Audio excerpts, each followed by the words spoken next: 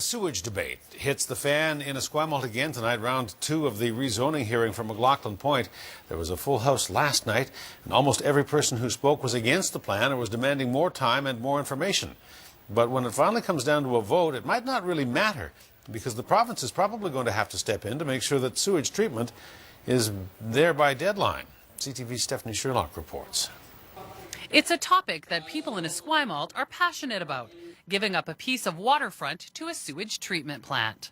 I'm still not convinced that the site is appropriate for the plans that were shown in schematics today. If these guys were anybody else, you wouldn't give them the time of day without approved building plans. Hundreds gathered at Esquimalt Rec Centre to have their say on the need for treatment. As a citizen of Esquimalt, support sewage treatment and also urge the Esquimalt councillors to approve without delay the rezoning and revised bylaws to allow this important facility to be built. On the impact it will have on the waterfront and community.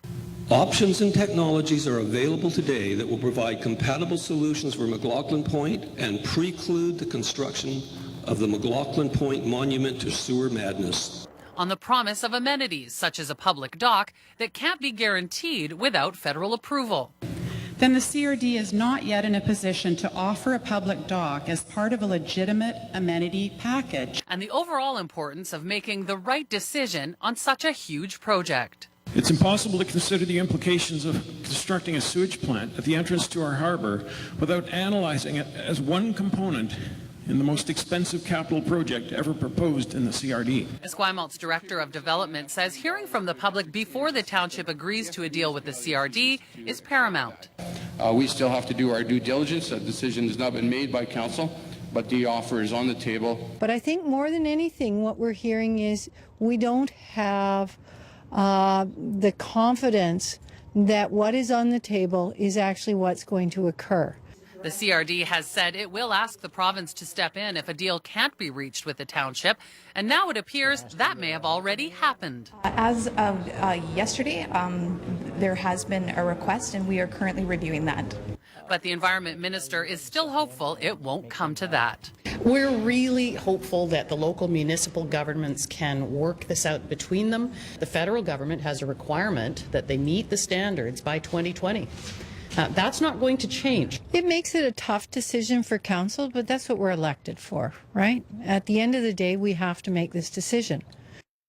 Stephanie Sherlock joins us now live with more. Stephanie, not everybody got to speak last night, so the hearing continues tonight. That's right, Hudson. The second public hearing is set to start in just under 2 hours at Esquimalt Rec Centre. Like you said, there were still more speakers who wanted to have their say. Esquimalt Council will then consider all the information and make what the mayor says will be a very difficult decision on Monday night. Now, if that decision is a no, expect the province to step in, or as we've also heard might happen, the CRD may just give up and find property elsewhere. I think provincial intervention is more likely. I think so. And as Esquimalt grapples with this and tries to do what the people of Esquimalt want, it's kind of an academic exercise, isn't it, if the province is just going to railroad it? Well, and like Corley Oak said, they've already gotten a request to step in or to consider stepping in. So it'll be interesting to see when and if that happens. All right. Stephanie Sherlock reporting. Thanks. You're welcome.